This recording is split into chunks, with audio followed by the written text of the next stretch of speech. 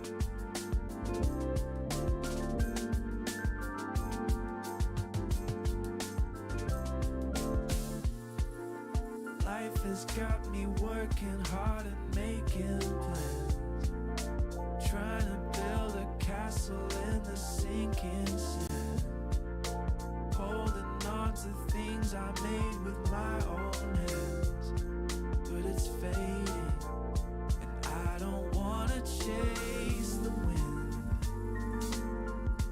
building temporary things,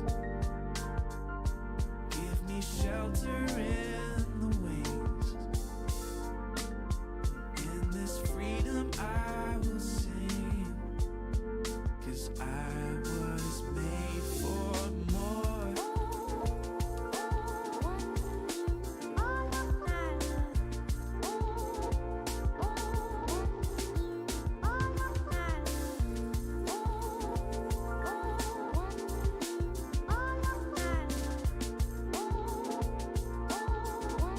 I don't wanna chase the wind,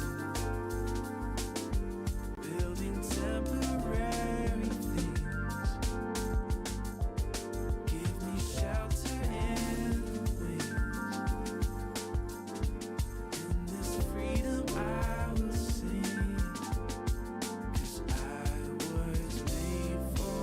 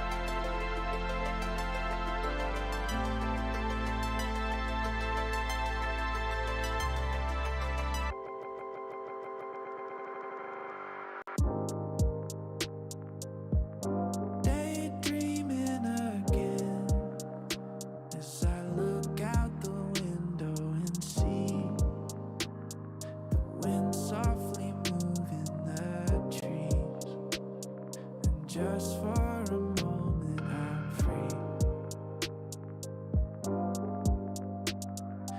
You've said eternity deep in. Hi everyone, welcome to this talk held by the Southampton University Christian Union. Whether you're part of the Christian Union or not, you are so welcome here. My name is Dan and I've just finished my second year studying physiotherapy and I'll be your host for today. Today we're going to be looking at how we cope with loss and disappointment. First we're going to be hearing from Alice, a Southampton Uni student, then a talk by guest speaker Nay Dawson, followed by a live Q&A. So please be using Slido to send in your questions throughout. Now I'm going to welcome Alice to come and speak with us. Hi Alice. Could you start by just telling us a bit about who you are and what you do? Yeah, so I'm Alice. I'm part of the CU, and I've just finished my second year studying French and German. And could you just share some of the disappointments that students in particular might be facing during lockdown? hmm So, I guess a general one is that we've just had to finish the year really early and not had any of the kind of goodbye celebrations that we would normally have had, especially for final years. I think that that's really been a struggle. Um, as well, like things with grades have been pretty difficult, not knowing what's going to count towards our degree, even though, we put all the work in this year, and just being back at home with our families, not being able to see friends, uni friends anymore, and not knowing what the summer is going to look like, plans being cancelled. Yeah. Yeah, it is a real struggle for a lot of people, I think, at the minute.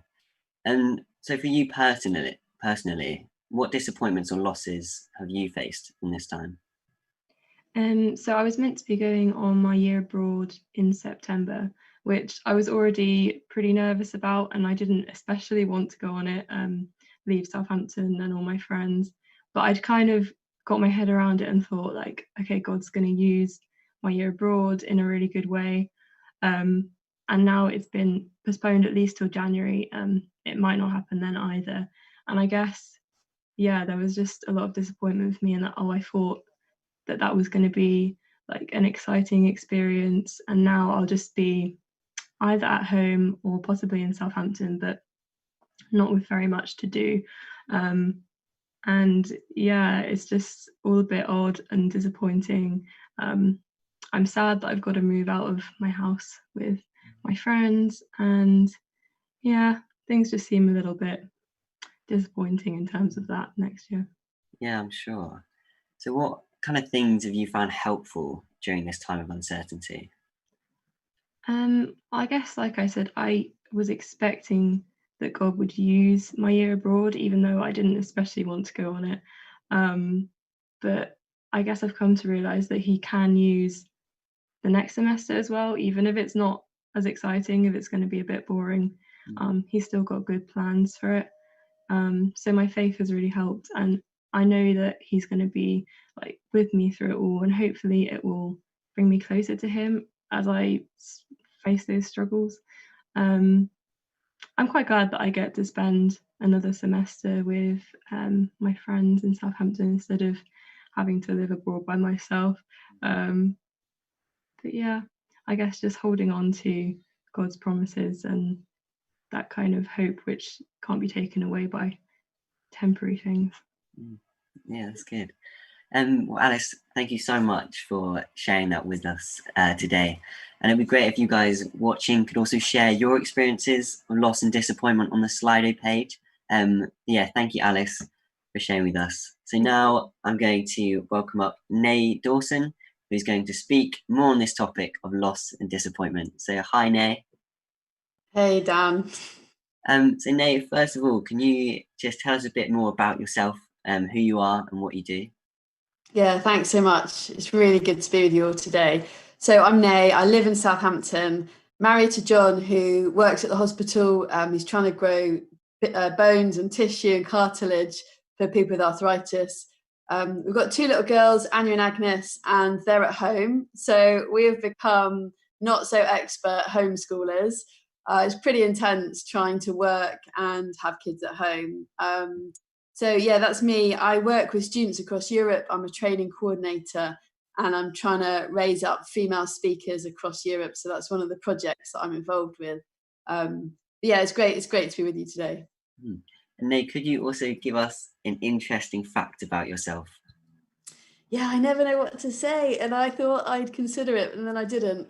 Okay, so we're in the midst of lockdown, in the midst of a pandemic. We're going to start guinea pig breeding as of next week. So we've found two little girl guinea pigs. We've got two boys. We'll let them do their business. And we could end up with like 30 guinea pigs at some point in the next few months. If anybody wants a guinea pig, get in touch and you can just have one. We'll put a link below for the guinea pigs. Yeah. That is great. I'm going to hand over to you now, Nay, and I'll be back with a Q&A after. Right. Great. Thanks so much, Dan.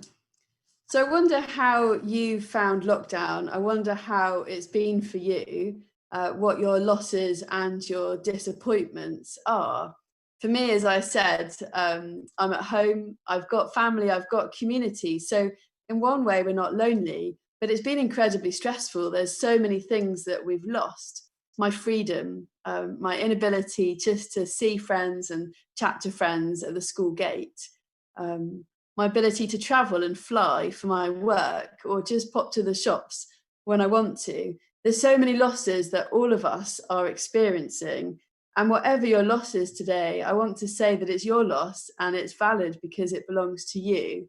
So we don't need to compare ourselves, who's had the worst loss or the worst disappointment at this time. If it's yours, then it's meaningful and it's true because it belongs to you.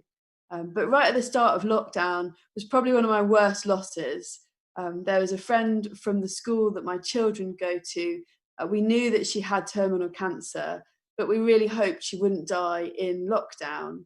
In fact, I chatted to her quite a lot before she died, and she kept saying to me, Nay, you know, there'll be time to say goodbye. I talked to her 3 days before she died, and even then she said there'll be time to say goodbye, and there wasn't. 3 days later, she died. And for me, that was the biggest loss and disappointment in lockdown so far. Not being able to grieve collectively as friends, not being able to go to the funeral, not being able to go to a grave and put flowers or hug those that she left behind, or even catch up with some of my friends that are grieving. But I wonder today what your losses and disappointments are. At the moment, my husband and kids are on a secret surprise graduation Zoom call for probably some people that you know in your CU. They're going to surprise them and have a fantastic time. But I'm sure for some of you, your loss will be that you don't have a graduation ceremony, or maybe you didn't have the ball at the end of term, or maybe you couldn't finish those exams or coursework in the way that you wanted to. Or as we heard from Alice, the next year is just really up in the air. She doesn't know what to expect. She won't be living with the friends she wanted to. I wonder what your losses and disappointments are today. Well, during the global pandemic, as we know, hundreds of thousands of people have died, 600,000 annual deaths as well from other causes, not just COVID-19 causes. And whether your loss or disappointment is to do with death or not, it's going to be a traumatic time. We know that if you have experienced loss and death in your family or friends, the funerals are just so sad. So my friend's funeral was just 4 people, 2 meters apart, even though they all lived in the same household. And so we're cut off, we're isolated from family and friends, and we're sad and lonely. But is there anything that can be done about that? And how do we cope in the midst of loss and disappointment?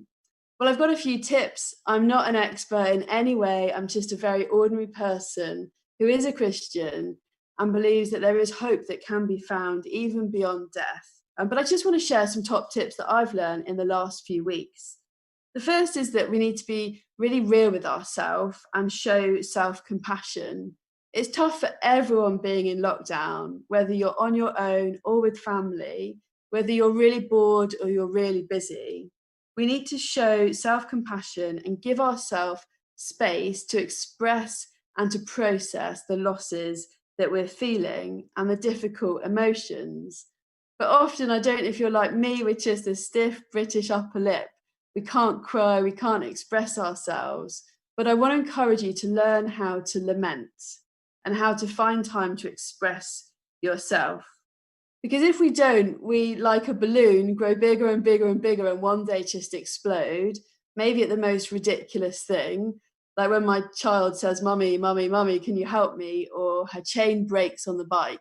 It's at that point I explode over nothing. But it's probably because I've just not given the space to lament and to process and express myself. So how do we deal with these emotions, these losses that we're experiencing? How do we find headspace when we're on our own all the time, or maybe we're in a house surrounded by people? I want us to have a look at 5 top tips Number one, accept and admit that you have difficult feelings. I don't know if you're like me, but I just find it incredibly difficult to admit that I'm struggling. All of my friends know it before I do. I'm the last one to admit it. And it's easy to think in our culture that strength is not about feeling, but it's about being superhuman, and that we have to be an emotion-free robot in order to have strength. But it's okay to feel sad, and it's okay to feel loss and disappointment. One of the most important parts of self-compassion and self-care is just simply to admit when you're feeling rubbish and to take steps to manage those feelings. I tried this on Saturday. I find weekends hard for some reason. And on Saturday, I put up a post on my Facebook page that said something like, those people that look like they've got it all together, remember to show kindness and to love them on the weekends. That was me beginning to say, I'm finding things pretty difficult. So firstly, accept and admit that you have difficult feelings. Secondly, crying is really important. I find it so hard to cry unless there's some music on, or maybe with the NHS clap. At those points I can cry, or when watching a really stirring film. But crying is really, really important. I wonder how you find crying, whether you're like me or whether you just blub at anything. There's a really fascinating story in John's Gospel, in John 11, about Jesus crying. Jesus is the Son of God, and yet he cries. Jesus is traveling in this account to his friend Lazarus's house, having heard that Lazarus has not just fallen ill, but actually he's died. Jesus seems to know something else about what is going to happen, to play out in this story. And he tells the disciples that Lazarus has fallen asleep. This is figurative speech for death.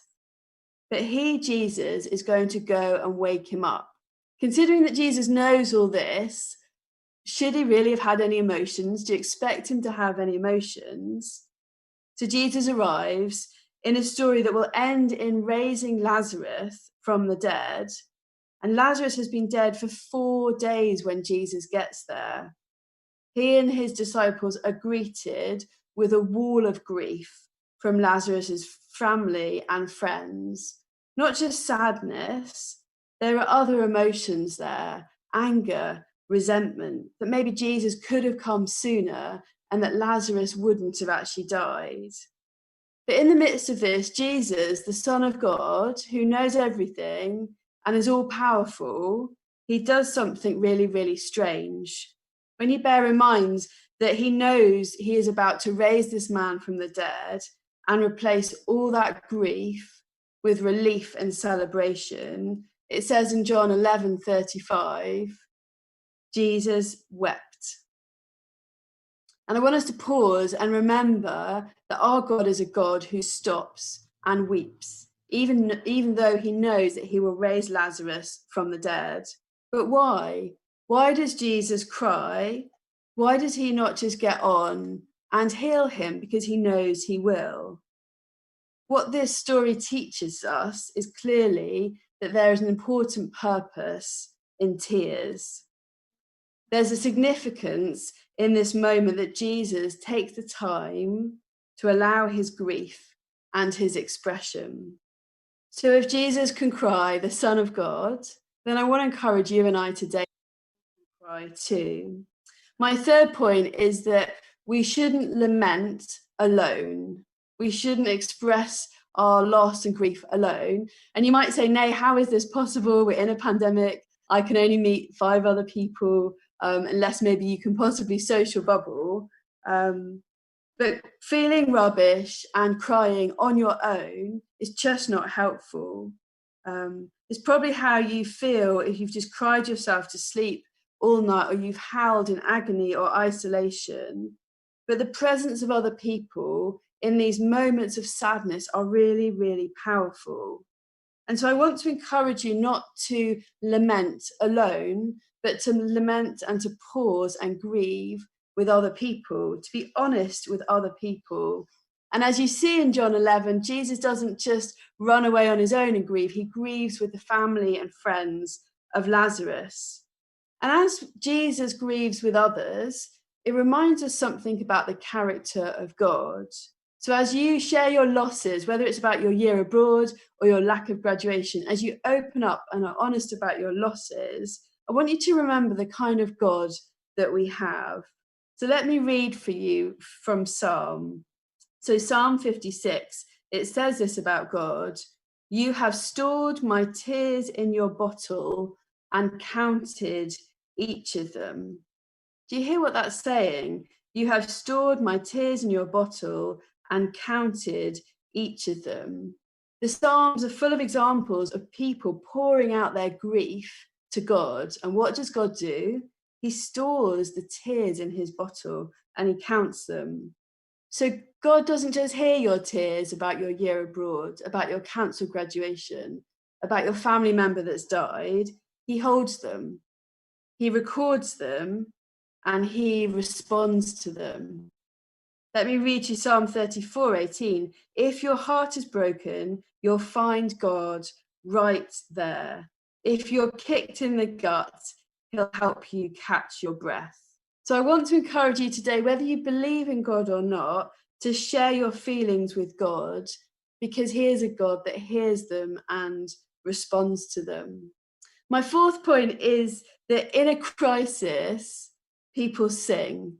And I would encourage you to be creative in the way that you express your loss and your grief. You see, again in the Bible, when God's people were in danger, Psalm 121 is a great example of this. When they're in danger, they didn't just cover their mouths, but what they sang. If you look on Google Trends right now, what's trending is singing. It's songs. They're right up there at the top, whether it's Taylor Swift or other favourite singers. But in a crisis, people sing. And I'd like to encourage you that in a crisis, God's people sang too. And those songs can be songs that you're discovering afresh of who God really is. So don't just keep your thoughts and your losses and your grief to yourself. Be collective, lament with others, but be creative, whether that's writing poetry, singing, reading other people's words and singing along, or creating new songs. It might be taking time out and painting, but whatever it is, use the creativity that you have within you to express yourself. And finally, I'd like to encourage you just to have some boundaries when you share and when you express. It's quite hard, isn't it, with things like WhatsApp, when you can just send 27 messages in one night to a friend and bombard them with what's going on in your life. But I want to encourage you that often we don't share anything because we're too fearful and we're too scared and too overwhelmed. And that fear actually holds us back from talking to anybody. It's frightening, isn't it? The emotions that we have. And I want to encourage you, if you're really struggling today, then make sure you get some help, whether that's through the university counselling scheme or through the Christian Union. I want to really encourage you to find a space where you can actually express yourself. Maybe that also could be on a bike ride or a run in the park. But make sure that you don't just hold yourself to yourself because you're so scared of your emotions and what might come out. But also a boundary you might want to think about is time. It may be in time that you resolve things a bit more. However bizarre that might sound, take time to lament and process, but remember that time can be a boundary. So I want to encourage you to do those 5 things that I've talked about, to be creative, to have boundaries where you can express yourself to people that you know. I want to encourage you not to lament on your own, but to lament collectively. And I want to encourage you to cry as much as you possibly can, and to accept and admit that you might have difficult feelings in this time. And we as a Christian Union would love you to consider who God is in this moment. Many other religions, when people have grief and loss, just say, well, that's just fate. That's just the will of our God. But when you turn to Christianity and you see that the Son of God himself pauses to cry and weep. And then you hear that his father says that he collects your tears in a bottle and counts them and responds to them. You see the kind of God that we worship and that we know.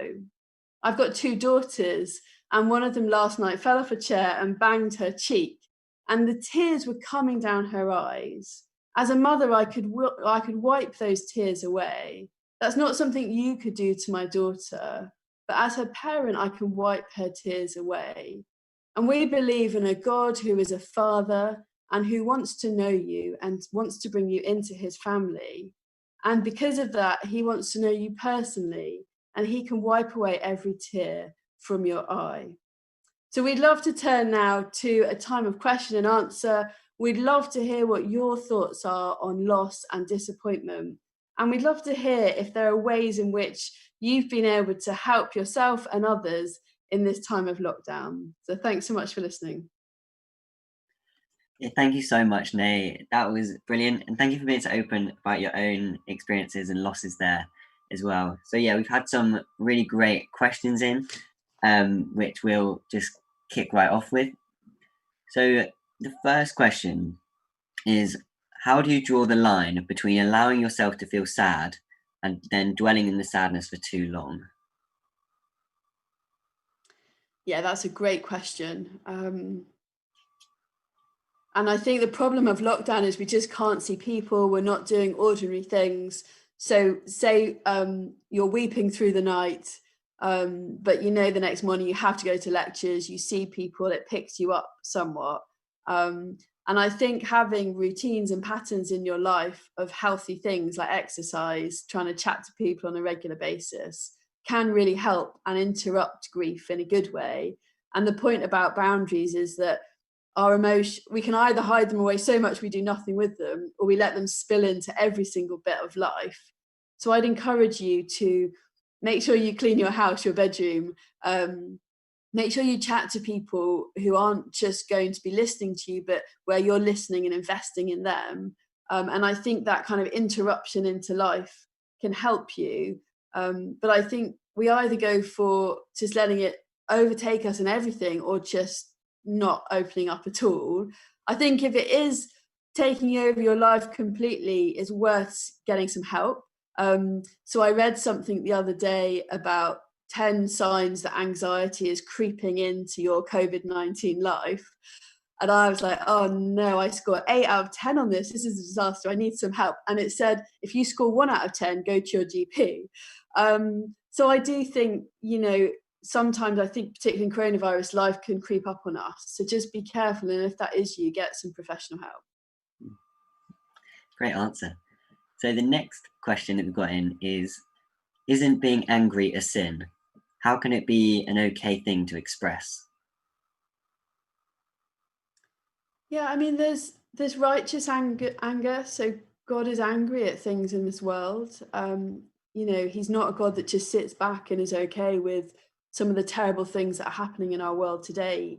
There's a righteous anger from God. And, you look at a father who doesn't care when their child is harming themselves compared to a father who takes action and is deeply concerned and speaks to a child who is harming themselves. So God is angry in a righteous way. He's never angry in an unrighteous or fickle or malicious way. I'm angry all the time in ways that aren't righteous at all. But I think if it's a genuine righteous anger, then that's not sinful at all.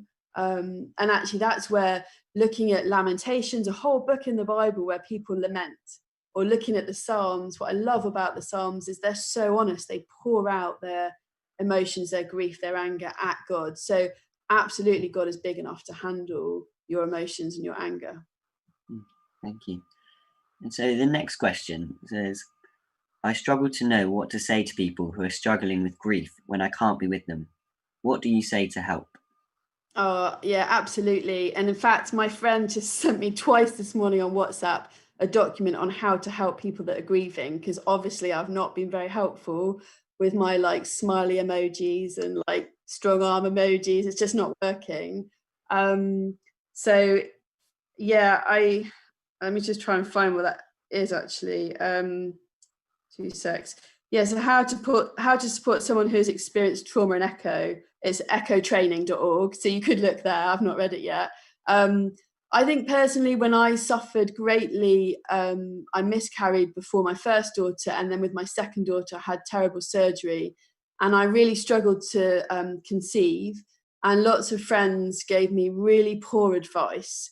And my friend eventually said to me, Nay, they're just really rubbish, the things people are saying to you. And so I think, you know, loving people, putting your arm around them, metaphorically if you can't physically, listening, asking them questions and listening more, trying not to say too much. I think those are general things that I've appreciated. And being a friend, you can do lots of love, give lots of love in lockdown. So each week we send a parcel of food to a different friend, and we eat dinner together, and we share exactly the same meal at the same time, and we chat on Zoom. So there are ways you can show love. Yeah. So the next question, Nay, is how do you reconcile an all-loving and powerful God with such pain and loss in the world? Yeah, that's a brilliant question. Thank you. And it just becomes so much more present, doesn't it, with COVID-19? Death becomes more real to all of us. So we always knew we were going to die, but for some reason, in a pandemic, in a war, you just become so much more aware of pain and suffering. And I think as I look at that question, we have to think about who God is and how he created this world and how he sustains this world. And ultimately, he's given us free choice. And we admit as Christians, this world is in such a state. I mean, my friends are in such a mess. My own family are in such a mess. Really awful things are happening. And partly that's to do with the fact that God didn't create us as robots, but he created a world that has autonomy and free choice. And what that means is that relationships go wrong, creation has just gone completely wrong, and our relationship with God is completely broken as well. So he is all powerful, he is all loving, and we look forward to the day when he will renew this world and make a new perfect world where there's no suffering, no crying, no mourning. But we're in this period of waiting, and he can do something about it, and he will. It's a very difficult one, and I'd like to go back to that person. Thank you for asking, and just say, what do you believe about God? What do you think about God? What are the other options that would make more sense of this world around?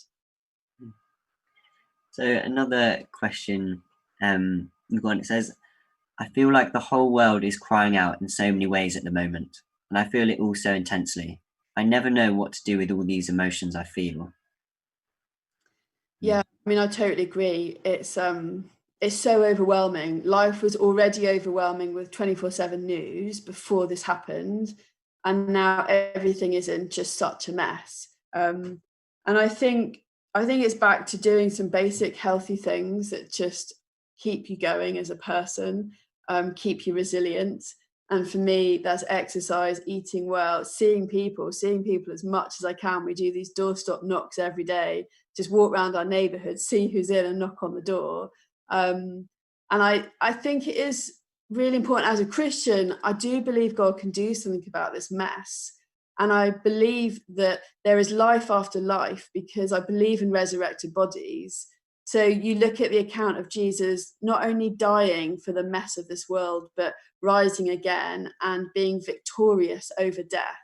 That alone gives me hope that this is not the end of the story. So my friend that died 3 days before she died, I talked to her and I said, Hannah, you need to know that there is hope beyond death, that there is life after life, that Jesus can resurrect bodies because his own body is testimony to that. She said to me, Nay, I believe everything you're saying. She said, because of what you said, I have peace in my death. Would you tell my children and my friends and my family that I had peace in death? So I think there is hope out there. I'm not saying it's not hard. Honestly, it's so hard. But there is hope that God can do something because he is powerful over death. So another question that someone's put in is, Sometimes it's easy to feel like our disappointments and losses are insignificant compared to others. Does God still care about such little things? Yeah, absolutely. And that's why I started off by saying, whatever your loss is, it's a loss to you. Yeah, it might be different to my loss or to Dan's loss or to Alice's, but it's your loss. And I think what's really hard with social media is we just constantly compare ourselves to other people. So I'm jealous of friends that have got kids in nursery and they're on furlough. I'm jealous of people doing 21-kilometer runs every day. Your loss is your loss. And though I would encourage you to read those Psalms that I read out earlier, that offer is for any of us. God offers to collect your tears in a bottle, to count them and to respond to your tears uniquely, not just mine, because my friend died, but Alice's tears about her year abroad as equally as my tears as well. So he's a God that cares. I mean, he knows every number of hairs on our head. He cares for the birds in the open air. That's who he is, and that's what's wonderful. We see it afresh in a real way in COVID-19. We have got a few more questions, but I thought before we do that, we can have a look at some of the things people sent in as to what their losses and disappointments were during this time. So for some people, it was having holidays cancelled. I know that was one for me. I was planning to go to Singapore, but that might not happen now, unfortunately. Some people said they're missing being with friends, not being able to see their family. For some people, they've unfortunately lost family members and people close to them. For some people, it's having their jobs being moved online as well. I think everyone in some respect has had a lot of change in this time and loss in some form, which is really difficult to deal with. So if we're going to... back to my first point, that we need to admit that we've had losses. You know, we don't need to just think, let's thrive and survive in this pandemic. I think the first thing to do is admit we've all lost so much. I mean, financially, our world has lost so much. We've lost hundreds of thousands of people. We've all lost time. We've lost jobs. Yeah, I think it's absolutely fine to say both. We've lost a lot, but God is at work in his world. That's a really important tension to hold. So we'll do a few more questions now before we finish. We've got, how does the gospel change how we view our own losses and disappointments? Yeah, that's a great question. I mean, I think for me as a Christian, as I go through lockdown, I can trust that God is still in control of my life. And although I get frustrated that I can't do 8 hours a day of work, I can go to God and be frustrated at him and ask him to help me in that frustration. So, sorry, can you just say the question again, Dan? I just disappeared off Slido too quick. How does the gospel change our understanding? Yeah, that's it. I mean, I think it ultimately gives me hope that I'm not on my own in this, that there is a God I can turn to. And whatever I do in my day, when I do it for him, it brings him joy and glory, but also it can be used for good. So even if it's helping my kids with their lessons, it is pretty frustrating.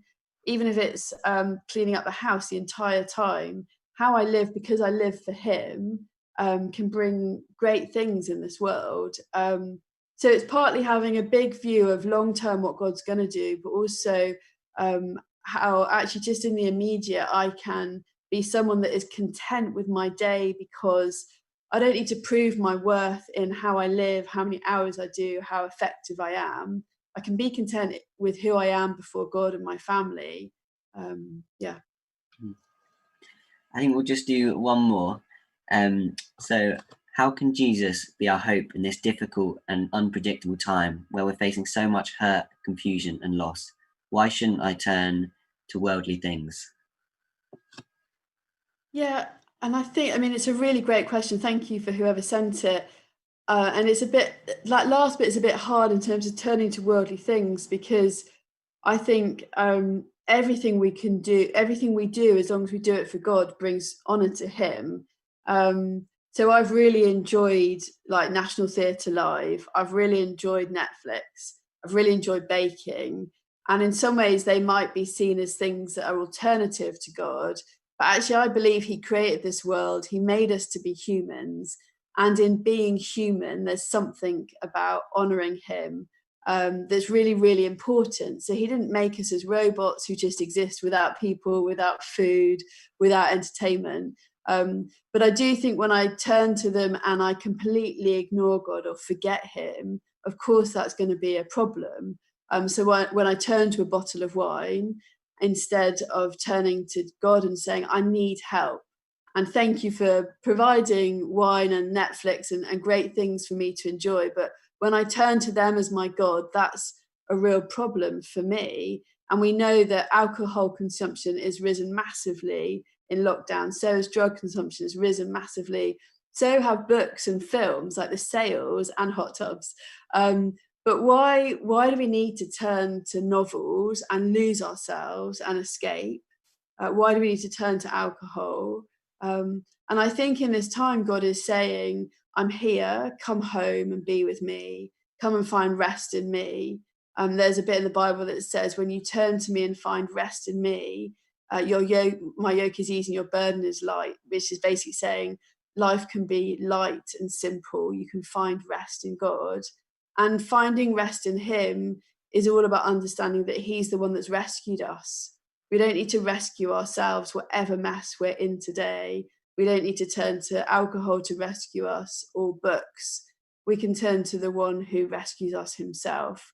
So ultimately, knowing Jesus gives me a sure foundation and hope in the midst of a pandemic. I honestly think if I didn't have God in my life, I'm not quite sure what would be worth living for. So right at the start of lockdown, I got really angry with how out of control I felt. And I went on a massive bike ride, got to the top of the Woolston Bridge, and there's a Samaritan sign. And I asked God more honestly than ever before, what's the point of life? Is there anything in humanity that's worth living for? On that day, my brother lost his job. My sister-in-law got chucked out of her house. My stepdad got scammed. And as I came down the crest of the bridge, I heard God say to me, Nay, this is not the end of the story. I faced self-isolation and rejection for you so that you could find true community, true life in me. Come and live with me, Nay. And I think that's the offer we want to offer you today. Not that it doesn't remove any of the pain or the suffering, but actually knowing God in this time can completely change how you live and the hope that you have. Thank you, Nay. So I think that's all we'll have time for in regards to questions, but thank you so much to everyone that sent questions in and for those that also shared their losses on Slido as well. And if you have more questions or yours wasn't answered today, please contact our Question a Christian page. And this is where someone from the Christian Union will get in contact with you and happy to chat through your question. And we'll put the link to that below in the comments. And so I think that's all for today. Thank you again, Nay, for joining us. And for those watching, I hope you enjoyed that. And thank you so much for tuning in. So bye for now.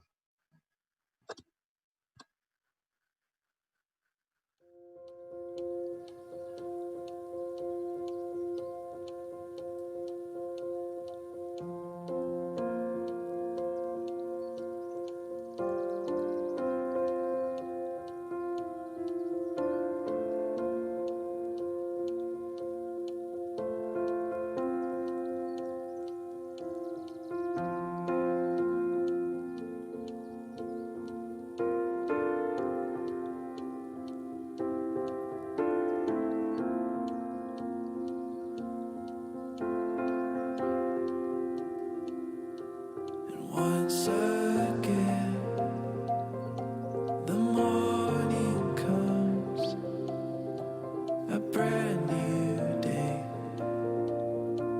the same old sun. I'm drinking in the air of dawn, the city shines and sings her song. Whoa.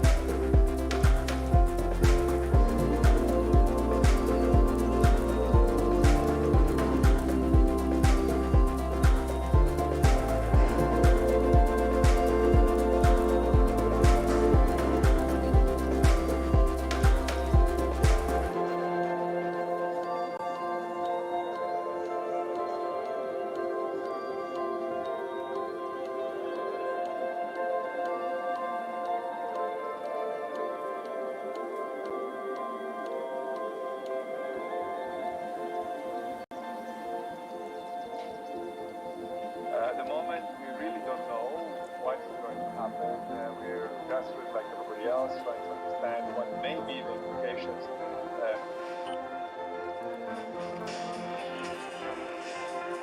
And when you're not working, what do you like to do? I like to watch football and, smoke cigarettes. Not for the listen to it. Okay.